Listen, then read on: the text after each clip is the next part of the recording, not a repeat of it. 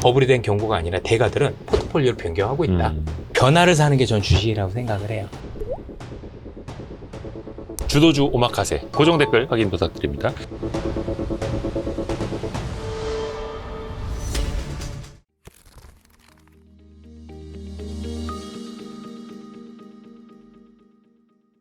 역시 한국인의 탄생, 저자시니까 한국인에 대해서 좀 더 여쭤봐야 되는데, 사실 우리가 한국인이지만 한국인에 대해서 얼마나 알고 있을까? 근데 되게 저도 그렇고 좀 피상적인 게 많아요. 그리고 또 약간 뭐라 해야 될까, 팔이 안으로 굽는? 전문용어로 국뽕 이런 것도 있고. 왜 한국 사람이 똑똑하다고 늘 하잖아요. 이거는 뭐 객관적으로나 뭐 세계적으로 봤을 때 지능이 실제로 높은 편 이렇게 말할 수 있는 겁니까? 한국인끼리 앉아서 하기에는 불편한 얘기죠. 만약에 백인 둘이 앉아서 네. 백인이 유색인종보다 뛰어난 이유, 뭐 이런 얘기하면 뭐 난리 그냥 날 거 아니에요. 네네. 근데 다만 이제 한국인들은 첫째, 우리는 그 근현대사에 있어서 거의 순결한 피해국이고, 예, 피해 집단이죠. 예, 우리가 뭐 식민지를 거느린 적이 있습니까? 뭘 했습니까? 두 번째는 한국인의 평균 지능이 세계 1위라는 거는 다양한 IQ 검사에서 너무나 증명된 통계라 어쩔 수 없이 사실이긴 하죠. 말하기 불편하지만. 통계적으로? 네, 통계적으로 그렇죠. 물론 한국인이 2등을 하고 있는 통계도 있고, 그 검사 결과도 있고 3등도 있습니다만 다 합치면 상위권 어찌됐든 다 합치면 어쨌든 1위가 나와요. 그리고 이제 1위는 한국이 가장 많이 차지하고요. 2, 3, 4위. 4위 안에 중국, 일본, 이스라엘 이렇게 들어가 있습니다. 동북아 쪽이 똑똑하다는 거네요. 네. 이스라엘이 먼저 뭐 유태인 뭐 똑똑하게 동북아 쪽이 유명하고. 똑똑합니다. 예. 아니 그러면 어떻게 해서 한국 사람이 지능이 높은 걸까요? 그것도 평균적으로? 저는 높은 지능은 많은 불행과 연관이 깊을 뿐만 아니라 더 나아가 같은 이야기라고 생각을 해요. 불행하기 때문에 똑똑하다고요? 똑똑하기 때문에 불행하고요. 이게 맞물려 있다고요? 네, 맞물려 있습니다. 우리나라는 예. 기본적으로 한반도라고 하는 땅은 살기가 힘든 땅이에요. 살기 힘든 땅이죠. 뭐 우리가 다 아는 얘기죠. 7, 80%가 산악 국가고 뭐 어쩌고 저쩌고. 근데 이제 한국의 가장 힘든 것은 이제 사계절이 뚜렷한데 네. 이게 다 연관돼 있습니다. 자, 땅이 척박해요. 땅이 척박한데 과거의 국력이란 거 곧 인구의 숫자가 국력이란 말이에요. 그래서 조선은 스스로 고구려보다 큰 나라라고 인식했어요. 많은 인구를 부양했기 때문에. 이게 과거인들의 사고방식인데 왜 인구를 보존해야 되냐면 첫째는 옆에 중국이 붙어있기 때문이에요. 중국으로부터 우리를 지켜내려면 비록 중국보다 소수지만 한 명 한 명이 소중해요. 최소한 전쟁을 치러서 외적을 물리칠 수 있을 정도의 머릿수는 보존을 해야 우리 정체성을 지킬 수 있단 말이에요. 네. 근데 우리는 사실 서양의 역사학자들 입장에서 한국이라고 하는 것은 세계적인 미스테리인 이유가 어떻게 이러한 지정학적 조건을 가진 채로 중국에 2000년 동안 흡수되지 않고 독자적인 문화와 언어, 정체성을 유지할 수 있었는가? 물론 결과적인 거긴 하지만 네네네. 그거는 굉장히 특수한 일이거든요. 그럼 이제 우리가 인구를 보존해야 되는데 우리는 인구를 보존하려면 어떤 내적인 생존 경쟁, 생존 투쟁에서 한국인들은 성공을 해야만 했고 네. 외부적으로는 중국의 도전 혹은 뭐 재난, 꼭 외부적인 도전이라고 하는 것은 외적의 군대만 외적 도전은 아니죠. 가뭄이나 수해와 같은 재난 상황도 외부에서 갑자기 다가오는 전쟁과 같은 그런 재난, 외적 조건의 재난이라고 할 수가 네. 있겠습니다. 이런 거에서 이제 우리가 살아남아야 했는데 한국이 얼마나 척박하냐 하면 보통 우리는 쌀을 생산했단 말입니다. 예. 우리가 쌀보다 뭐 일제강점기까지는 좁쌀을 넘어갔네 뭐네 해도 우리는 쌀을 생산하기 위해서 2000년 동안 가급적 쌀을 생산하고 싶어 했고 가급적 쌀을 조금이라도 더 많이 생산하기 위해서 올인해온 문명인 건 맞죠. 네. 한국 문명은. 쌀은 단위 면적당 인구 부양력이 가장 높아요. 우리처럼 농사를 지을 만한 땅이 협소하고 그것도 척박한 국가에서는 네네. 쌀에 올인할 가치가 충분하죠. 아하. 그러나 쌀은 생산량 대비 인구 부양력도 높지만 네. 가장 노동 집약적이에요. 가장 많은 노동이 필요합니다. 전근대 사회에서 밀농사를 짓는 밀농부와 쌀농사를 짓는 쌀농부의 평생 노동량의 차이는 3배입니다. 그래요? 한 명의 쌀을 짓는 농부는 한 명의 밀을 짓는 농부보다 평생 3배 노동을 합니다. 이야. 그런데 척박할수록 노동량이 늘어날 거예요? 줄어들 거예요? 늘어나겠죠. 당연히 늘어납니다. 더 많이 해야죠. 그러니까 유럽에 밀을 생산하는 중세 한 14세기에 농노가 있다고 했을 때 그때 한반도에 쌀농사를 짓는 주민이 그 농노보다 제가 봤을 때 평생 노동을 7배 정도 했던 것 같아요. 야. 그럼에도 불구하고 굶어 죽습니다. 굶어 죽어요. 그럼요. 그렇게 일을 열심히 많이 네. 해도. 보통 우리나라는 전통적으로 쌀농사를 짓는 모든 문명권 중에서 네. 땅이 가장 척박하고요. 예. 토질이 가장 안 좋고요. 평야가 가장 좁고요. 네. 그 다음에 가장 북방 한계선이 높았습니다. 가장 위도가 높아요. 원래 쌀을 생산할 수 없는 땅이에요. 그건 원래 불가능한 땅입니다. 네. 그래서 중국과 비교를 해보면 중국은 그러니까 모든 권력자는 모든 군주, 황제, 왕들은 쌀농사를 원해요. 인구가 곧 국력이고 나의 힘인데 쌀이 단위 면적 땅 더 많은 인구를 부양하기 그렇죠. 때문에 쌀농사를 원해요. 효율적으로 많이 먹여야 되니까. 그래서 중국의 조정이 2000년 동안 중국의 통일 왕조라고 하는 그런 혹은 중국의 지방 왕조들이 2000년 동안 쌀을 생산하려고 노력했음에도 불구하고 중국에서 쌀을 생산하는 가장 북쪽 지역이 우리나라 한반도 가장 땅끝마을과 겹쳐 있습니다. 그러니까 원래 인류는 한반도 같은 땅에서 원래 쌀을 생산하는 데 실패했어요. 그러니까 쌀농사를 뭐 하여튼 시작한 지 그렇게 오래되진 않았다 하더라고요, 의외로. 한국에서 가장 오래된 쌀농사 유물이 나왔어요. 쌀농사 유물? 예, 충청도의 소로리라는 지역에서 예, 집단적인 쌀농사 유물이 가장 오래된 유물이 나온 곳은 한반도입니다. 그래서 쌀농사를 한국인의 선조가 만들었다라고 하는 것은 지금 무리일 수 있지만 적어도 전 세계 쌀농사 문명에 있어서 한반도 주민이 매우 중요한 역할을 했다 정도는 거의 확실시된 상황이에요. 집단 농업 차원에서도. 예. 아무튼 그렇습니다. 그런데 한반도는 척박하기 때문에 쌀농사를 짓기 시작했지만 역시 쌀농사를 짓기에는 너무나 척박하고 힘들고 고통스러운 거죠. 외국에서는 다 밀을 생산하는데 네. 우리나라에서는 밀도 안 돼요. 우리가 유목도 안 됩니다. 그렇죠. 목축도 거의 불가능한 나라예요. 쌀에 올인을 했는데 보통 쌀농사를 짓는 다른 외국 같은 경우를 보면 가장 가까운 이웃인 일본만 하더라도 네. 이기작하는 지역이 꽤 있습니다. 1년에 쌀을 2번 생산해요. 그리고 동남아 가면 3기작이죠. 기본이. 1년에 쌀을 3번 생산하죠. 와. 한 땅에서. 우리는 1기작이죠. 1기작 2모작이죠. 왜냐면 보리. 그러니까 쌀농사를 지은 곳에 이제 보리를 심으니까 그걸 2모작이라고 하고 쌀만 가지고 얘기하면 1기작인데 사실상 1기작이 아니라 0.7기작, 0.8기작. 왜냐하면 우리나라는 정기적으로 수해와 가뭄이 찾아오기 때문에. 잃는 게 있으니까. 예, 이렇게 노동을 심하게 하고도 먹고 사는 게 불충분하고 힘들고. 아무리 노력을 해도 가뭄과 수해가 찾아오면 제로의 상태에서 다시 출발을 해야만 했던 거죠. 우리나라 사람들은. 그리고 사계절이 지나치게 뚜렷하죠. 그러니까 가을에 아무리 수확을 해도 겨울이 지나면 쌀은 다 떨어지게 돼 있어요. 그래서 쌀이 다 떨어지고 보리가 여물기 전의 기간을 우리가 보릿고개라고 하는 거예요. 네. 보릿고개는 고려시대부터 있었습니다. 예, 과거엔 춘궁기라고 했었죠. 그래서 이렇게 열심히 일함에도 불구하고 외국 같으면 내가 밀농사를 짓든 쌀농사를 짓든 내가 농사 짓는 거를 충분히 먹고 남은 잉여 생산물을 물물교환을 하든지 팔아서 다른 걸 구하면 되는데 우리는 물물교환은커녕 내가 생산한 쌀을 내가 다 먹기에도 부족해요.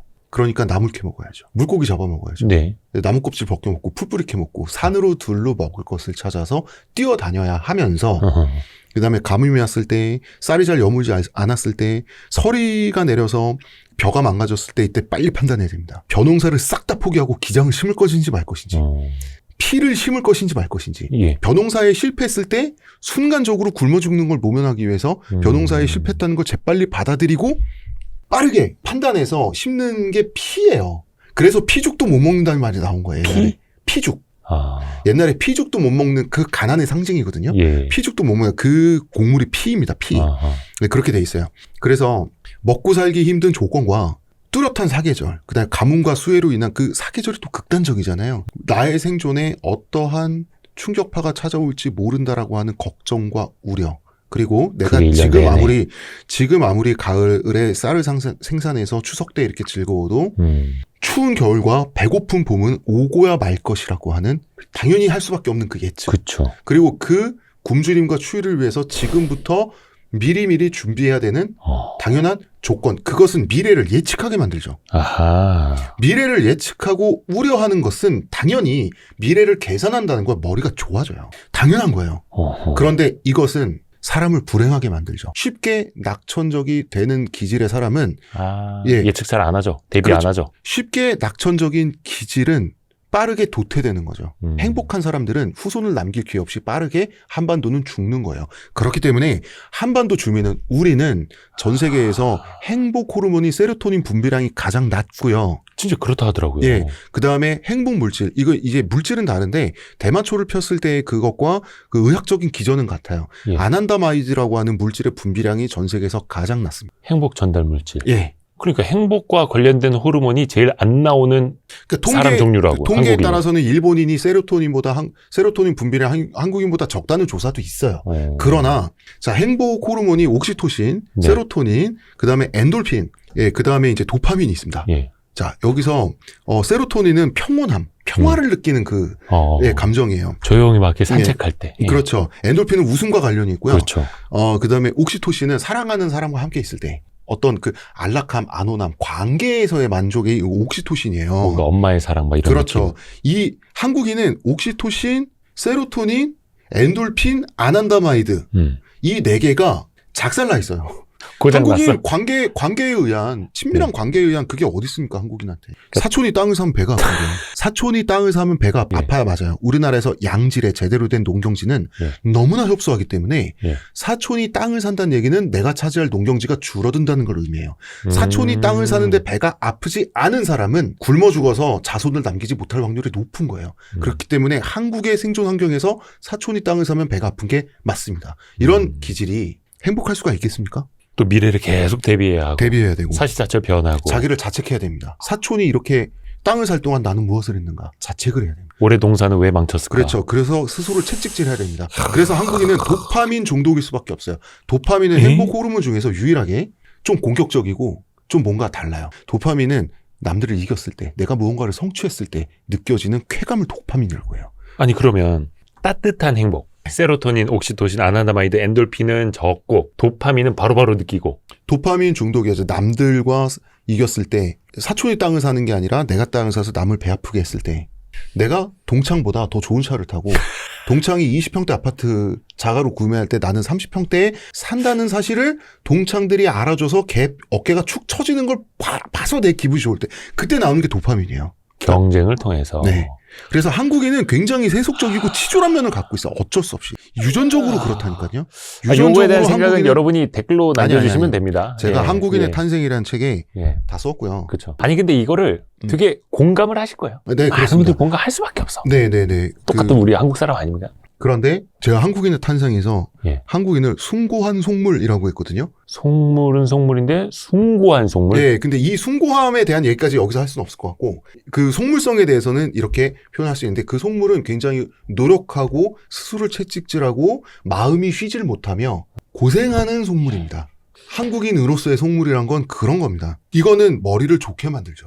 하지만 불행하게 만들죠. 한국인의 지정학적인 지리적인 태생적인 생존 환경이 예부터 지금까지 한국인을 불행한 수재로 만들었다. 그러니까 노력할 수밖에 없고 노력해야만 예측을 해야만 머리를 써야만 살아남을 수 있었기 때문에 네. 그렇지 못한 사람들은 도태될 수밖에 없었고. 그럼요. 이게 되게 슬픈 이야기네요. 근데 왜 그런 이야기들도 많이 하지 않습니까? 한국 사람들이 이제 손기술이 뛰어나다. 그러니까 기술적으로 어떤 테크닉, 치과 의사분들도 그렇고 네. 뭐 외과 의사들 당연하고 네. 손기술 쓰는 엔지니어링 등도 마찬가지고 그래서 한국인의 손기술이 왜 뛰어난 뭐 젓가락 뭐 이야기 나오고 네. 그렇지 않습니까? 네. 이게 맞는 이야기일까요? 이게 80년대 일본에서 먼저 나온 얘기. 80년대 거기도 젓가락 쓰니까. 네, 80년대에 일본이 세계적으로 워낙 잘 나가는 국가가 되다 보니 네. 일본 사람들이 생각하기에 이제 퍽이나 흡족하고 뿌듯하단 말이죠. 우리는 왜 잘났을까? 딱 보니까 우리는 젓가락을 쓰네. 90년대 우리가 경제 발전의 성과를 드디어 누리기 시작한 시대가 우리나라 90년대란 말이에요. 네. 그러다가 이제 IMF를 맞고 한번 휘청했었죠. 네. 그때 우리도 이 얘기가 똑같이 나왔어요. 요거 이제 중국에서도 요 얘기 슬슬 하고 있고요. 베트남도 아마 이제 좀 있으면 할 거예요. 아니 근데 한중일 삼국이 아까 네. 세계적으로 똑똑한 그 나라 검사하에 보면 항상 네. 상위에 오른다고 했는데 젓가락을 쓴다라는 또 공통점도 있고. 근데 이제 그것만으로 우리의 성공과 지능과 연관돼 있다라고 하는 것은 너무나 인상 비평이다. 우리가 철저한 인문학적 근거 없이 과학적 근거 없이 뭔가 그럴듯하게 들려서 그런 것처럼 얘기하는 거 인상 비평이라고 하거든요. 제가 한국인의 탄생이라는 책을 쓴 이유도 인상 비평에서 벗어나자라는 이유가 있어요. 정확한 이유를 얘기하자. 젓가락질 잘하는 우리 입장에서 이제 서양인들 보면 포크질도 똑바로 못하는 거 보면 이제 한 대 때리고 싶잖아요. 답답해가지고 쥐어받고 싶긴 하지만 바로 이러한 느낌에 속으면 안 된다는 거예요. 예. 젓가락질은 의외로 서양인도 연습하면 잘합니다. 연습하면. 그럼요. 네. 동아시아인만의 대단한 무엇이라 생각하면 안 되고요. 네. 미국의 상류층 자제들은 젓가락질 교양이에요. 이제. 오. 왜냐하면 동아시아의 비즈니스 파트너와 같이 그들의 음식을 먹으면서 밥알을 흘리고 그러면 안 되기 때문에 걔네 배워요. 근데 물론 그런 건 있죠. 저는 젓가락질을 어릴 때 똑바로 못 배워서 X자로 하거든요. 근데 젓가락질을 아주 제대로 하는 미국인 하나가 예. 저랑 같이 식사를 하면서 예. 저를 도발하더라고요. 아니 나는 미국인인데 젓가락 하면서 막 이렇게 예. 미국 사람이 젓가락질 더 잘한다고? 미국인은 내가 젓가락질 제대로 한다. 넌 뭐냐? 이런 식으로 하길래 아 이것들이 실전 경험을 무시하는구나 싶어서 예. 제가 X자 젓가락질로 예. 깨를 하나 딱 집어서 먹었거든요. 예. 가만히 있더라고요. 예. 밥만 잘 먹으면 된다. 걔네가 아무리 젓가락을 잘해도 깨를 집지 못해요. 스시 같은 걸 잘 집죠. 그러나 제가 말씀드리고 싶은 건 이런 거예요. 정밀한 손기술이라고 하는 것은 사회가 분업화가 안 됐을 때 이 손기술이 많아지고요. 분업화가 될수록 줄어드는 경향을 갖고 있을 수밖에 없죠. 가령 유튜브에서 인도나 파키스탄 아저씨들 네. 뚱땅거리는 거 보면 어떻게 저렇게 손재주가 좋지 우리 놀라거든요. 그 다음에 중국 시골에서 웬 농부가 뭐 만들고 하는 거 보면 유튜브에서 네네. 손재주가 너무너무 좋아요. 우리 상상을 초월하죠. 네. 근데 마찬가지로 정근대 사회에서 손재주는 농경민보다 유목민이 더 좋았어요. 유목민의 손기술이 더 좋았다고요? 그렇죠. 자, 농경민은 농사 짓는 농부 따로 있죠. 대장장이 따로 있죠. 그 다음에 우리 조선시대 생각해보면 음악과 쇼를 제공하는 남사당패 있죠. 예. 예, 대장장이 따로 있고 뭐 그렇잖아요. 네네네. 가족 따르는 사람은 갑바치. 그 정도 분업화가 될 정도로 모여 살지도 않고 유목민들은 그렇게 인구 밀도가 높지도 않아요. 그래서 다 해요. 다 직접 해야 되는. 네, 다 직접 해요. 실제로 유목민들의 뇌가 농경민보다 뇌의 용량 자체가 더 커요. 개개인은 유목민이 더 뛰어납니다. 그렇지만 사회 전체가 가지는 힘은 못한 거죠. 이 분업화가 가지고 있는 그 힘이 있으니까 당장 우리 아버지 어머니만 해도 우리 때와는 손재주가 다르지 않나요? 상상해보세요. 한 세대 위만 올라가도 저희 아버지 세대는 창문, 신발장 같은 거 직접 짰어요. 어디서 네네. 목재 구해와서. 예. 짱짱해요. 안 파니까. 만들어서 써야 됐고. 그리고 파는 것보다 싸니까. 우리 어머니들도 된장, 고추장, 김치 직접 다 담그고 그쵸, 만두 빚고 바느질하고 지금은 사는 게 그런 걸 다 하는 것보다 더 싸죠. 그죠? 왜냐하면 분업화가 고도화됐기 때문에 그 다음에 국제적인 밸류체인이라고 하는 것들이 이 분업화가 국제적인 차원에서 돌아가기 때문에 분업이 세계적인 단위로 이루어지기 때문에 그런 걸 다 할 필요가 없으니까 우리 손재주는 된 조금 거예요. 퇴화되는 거예요. 지금. 퇴화된 거죠. 제가 군생활 할 때만 하더라도 저는 바느질을 잘하는 사람이었어요. 다 직접 해야 되니까 군대에서는. 그죠? 기억나시죠? 그럼요. 바느질 우리 잘했잖아요. 인간 오바로크. 네. 근데 지금 우리 바느질 하라 그러면 할 줄 아나요? 전 완전히 잊어버렸어요. 네. 못해요. 우린 손재주를 잃었어요. 그만큼 분업화가 됐기 때문에. 지금은 양말에 구멍이 났을 때 양말을 꿰맬 필요가 없는 시대가 됐어요. 그냥 버리고 양말 한 켤레가 1,000원인데 그 바느질 키트를 사는 게 더 비싸잖아요. 아하. 그런 시대가 됐기 때문에 그 분업화가 여기까지 왔기 때문에 분업화는 인간의 손재주를 떨어뜨린다. 그렇기 때문에 젓가락을 사용하기 때문에 지능이 높아진다? 이거는 젓가락 사용 문명권 사람들의 행복한 상상 정도로 일단은 치부해야 될 것 같다.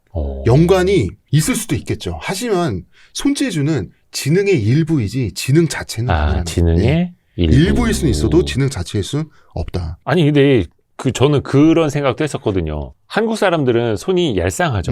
가늘고 길기도 하고 왜 손 예쁘다는 소리 남자들한테도 막 할 정도로. 네. 근데 이제 서양 사람들 보면 거의 곰발바닥만 하기도 하고 네. 툼하고 하다 보니까 왠지 정밀한 거를 못할 것 같은 거예요. 요즘에 트럼프 대통령이 이제 미국 이 시대에 제조업 강국으로 다시 돌리겠다고 하는데 네. 그 사람들이 동남아의 손 작은 사람들보다 정밀한 거 조립 못할 거다. 물론 요즘에 다 기계로 합니다만 제조업 그래서 안 된다라고 보는 사람들도 있거든요. 바로 영국이 산업혁명에 성공을 했을 때 네. 바로 그 영국의 자본가들은 정밀한 손동작을 위해서 왜냐면 공장에 사람을 우겨놓고 정밀한 손동작으로 사람을 13시간, 15시간 굴려야 될 거 아닙니까? 네. 당시엔 노동 착취가 엄청 심했으니까. 그래서 여성과 아이들을 쓰는 걸로 간단히 해결했죠. 그래서 그것 때문에 뭐가 되고 안 되고 국가적인 단위에서 그런 건 없고 제 친구 중에 100kg 넘고 키가 190 가까이 되는 그야말로 천하장사가 제 친한 친구들 중에 3명이 있어요. 씨름부 나오셨어요? 한 명은 국가대표 청소년부 럭비부 주장이었고요. 우와. 한 명은 어렸을 때부터 천하장사였고 한 명은 이제 서울시 헤비급 태권도 대표였고 막 이런 친구들인데 네. 이 친구들이 저까지 이제 4명 만나잖아요. 그러면 저를 가운데 몰아놓고 막 머리를 쓰다듬고 막 이러면서 홍 작가님도 되게 덩치 큰데? 네, 저는 키가 184인데 그러면서 야, 너 우유를 안 먹으니까 이렇게 키가 안 크지 막 이러면서 저를 놀렸단 말이에요. 키 애들이. 184 귀엽다고. 예, 그러면서 막 야 너 왜 이렇게 키가 안 커? 너 밤 남기지 말라 그랬지? 막 애들이 막 이러면서 장난을 치고 막 그랬었는데 근데 이 친구들이랑 걸어 다니면 막 길거리가 막 이렇게 막 홍해처럼 갈라지긴 했어요. 네. 근데 얘네들이 모두 저보다 젓가락질 잘하거든요. 아, 그래서 진짜? 예, 덩치 크고 손이 우악스럽고 뭐 그런다고 젓가락질을 못한다 뭐 이런 건 아닌 것 같고 여기에 대한 말씀을 드리자면 동양의 젓가락과 서양의 포크는 원래는 다 식기 도구가 아니라 조리 도구였어요. 조리도구요. 조리 도구가 그러니까 주방에 있던 물건이 식탁까지 오게 된 거예요. 그러니까 동양의 젓가락이라고 하는 것은 원래 그 국을 끓일 때 옛날에 동아시아의 고대 원래 식사 농경문명권의 식사라고 하는 것은 예. 밥반자, 예. 그다음에 국갱자에서 반과 갱으로 돼 있습니다. 그 당시에 반이라고 하는 것은 다 쌀로 돼 있는 것도 아니고 그때 처음에 반이라는 글자 상용문자 글자가 나왔을 적에는 그때는 밥을 맛있게 익히는 무쇠 가마솥이란 게 아직 개발되기 전이었어요. 예. 네, 그래서 그 밥을 익히는데 그렇게 찰지고 맛있는 밥을 만들 수 있을 정도의 고온과 고압을 견디는 물건을 인간이 못 만들었단 말이에요. 예. 중국에 길거리에 가면 이제 보면은 만두 찌는 그 나무판들 있죠. 네네네. 그런 나무판 같은 거에 김을 쬐가지고 곡물을 쪄가지고 반을 만들었단 말이에요. 그래서 찐밥. 굉장히 우리가 먹는 시루떡 중에 굉장히 거칠고 쫄깃하고 능질능질한 못 만든 시루떡 같은 그런 게 원래 반이에요. 그걸 원래 반이라고 합니다. 갱은 그 반을 꾸역꾸역 먹을 때 목 막히지 말라고. 그 다음에 반은 거의 탄수화물 위주니까 여러 가지 영양소를 섭취하라고 이것저것 넣고 끓인 서양의 뭐 영원 스프 있죠. 서양의 무슨 여관에 네. 영원히 계속해서 뭔가를 넣기 때문에 영원히 사라지지 않는 계속 그 영원 끓이는. 스프 네. 같은 그런 게 원래 갱이에요. 그래서 갱을 끓일 때 휘젓거나 재료를 뭐야 왜 죽은 쥐가 둥둥 떠 하면 그걸 건져내거나 혹은 새로운 재료가 생겨났을 때 그거를 다시 집어서 그 갱에 추가를 하거나 그럴 때 쓰는 집게가 원래 젓가락이에요. 조리도구. 조리도구입니다. 근데 그 집게를 쓰다 보니까 조리하는 예. 사람이 조리하다가 이걸 먹기도 하고 혹은 서빙을 하다가 이 서빙하는 사람은 집게로 이렇게 먹기도 하잖아요. 집에서 뭐 잔치하거나 그럴 때. 네. 그러다가 그게 식탁으로 가면서 크기가 작아지면서 집게가 젓가락이 된 거고요. 포크는 원래 칼이에요. 칼 2개를 쓰고 원래 식사를 했단 말이에요. 근데 그건 조리이자 식사죠. 바베큐 같은 걸 구워 먹으면서 사냥감을 서양의 귀족들이 칼로 잘라서. 중세 귀족들이 칼로 자르고 그건 조리이자 취식이잖아요. 네. 이렇게 하다가 식탁에 칼 2개가 오게 되면서 한쪽 칼로는 고기를 찍고 한쪽 칼로는 자르고. 고기를 자르는데 네. 그러다 보면 이게 고기가 이렇게 되는 거죠. 움직여서. 그렇죠. 그러면 이게 포크가 그러면 갈퀴가 원래는 이제 칼이었는데 송곳이 됐다가 찍기 좋게 이 송곳의 갈퀴가 2개가 생겼다가 3개가 생겼다가 최종적으로 4개에서 멈춘 게 지금의 포크거든요. 그래서 둘 다 조리 도구로부터 왔다. 그래서 포크를 쓰느냐 젓가락을 쓰느냐를 가지고 머리가 좋네 나쁘네 하는 것은 인상 비평일 뿐 명확한 인문학적인 근원에 대한 얘기가 아니다. 이런 거 좀 주의를 해야 된다는 말씀을 드리고 싶어요.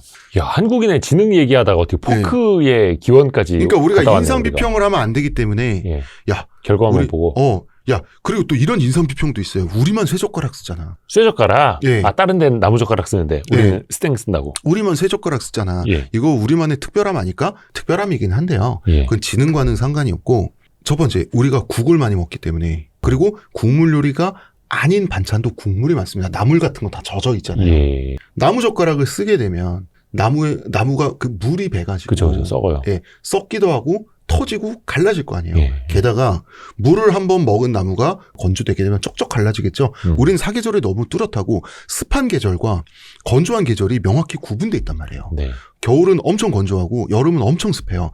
이런 데서는 나무 식기를 안 쓸 수 있다면 안 쓰는 게 좋겠죠. 위생적으로. 그래서 쇠젓가락을 쓰게 된 거예요. 머리가 아니라 조건이 그렇게 만든 겁니다.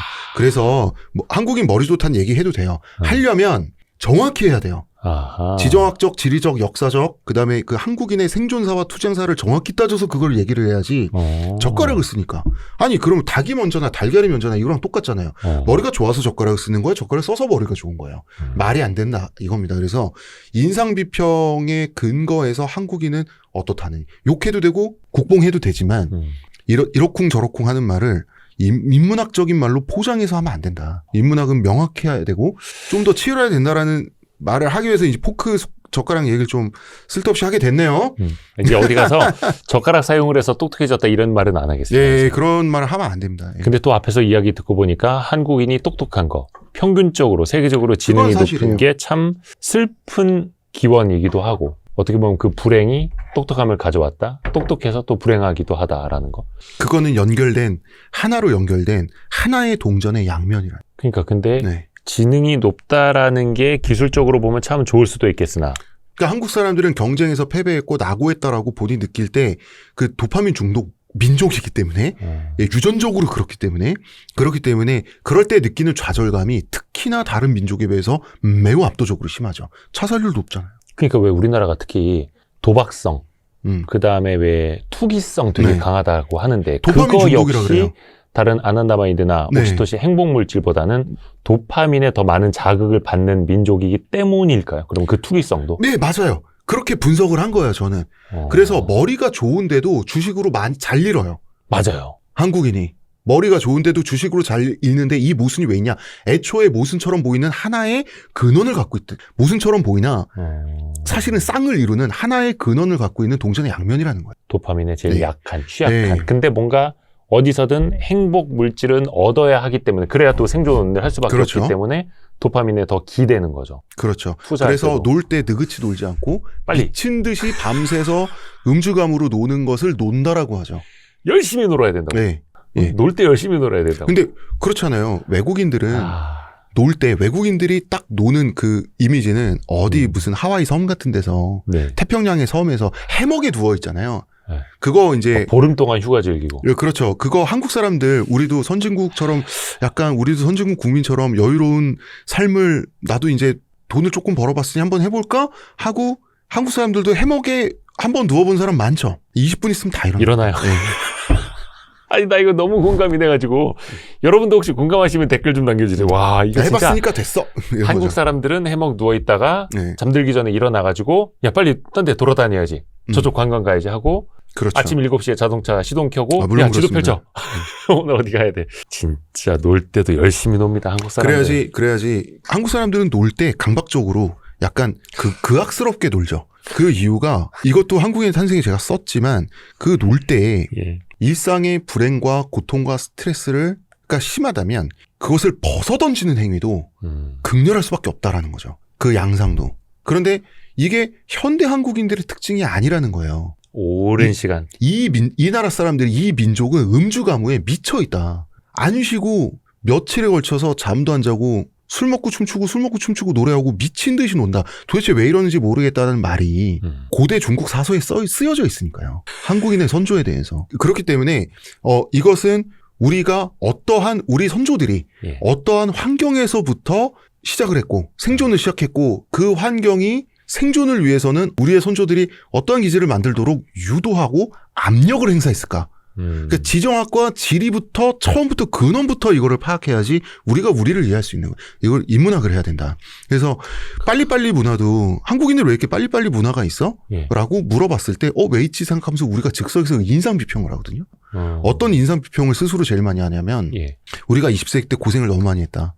일제강점기도 거쳤고 6.25 전쟁 때 다 사람들 먹고 살려고 노력을 했고 그 다음에 우리가 정말 급속한 산업화 민주화를 거치면서 우리가 다른 나라들보다 더 많이 고생했고 빨리 발전하느라 한국 사람들도 빨리빨리가 생길 수밖에 없었다라고 얘기하는데 매우 그럴듯하죠. 이게 그럴듯하기 때문에 인상비평이라는 거예요. 한국 사람들이 빨리 걷는단 말이에요. 걸음을. 네네네. 그래서 왜 빨라요. 한국 사람들이 왜 이렇게 빨리 걸어? 예. 라고 하면 이제 한국 사람들이 이렇게 바쁘니까. 설명하는 거예요. 그런데 중국의 고대 사서인 후한서 동의열전 고구려주에 보면 고구려 사람들을 보고 왜 이렇게 빨리 걷는지 모르겠다라고 써져 있어요. 우리는 원래 빨리 걸었던 거예요. 아주 옛날부터. 고구려 사람들도. 예. 먹고 살기 힘든 자연 환경, 아까 지리적 말씀하셨죠. 조건이 우리를 생존을 위해선 어떤 것도 할 준비가 돼 있는 그런 마음 상태, 그런 몸 상태를 만들면서 우리의 걸음걸이를 원래 빠르게 만든 상태였던 거예요. 그렇지 않으면 또 살아남기 그렇죠. 힘드니까. 작가님이 몇 시에 나가셔야 된다고요? 저는 지금 시청자 여러분 제가 일러 바칠게요. 지금 제가 원래 이게 1시간 10분 하고 나가야 되는데 제가 지금 2시간 아직 2시간 안 됐어요.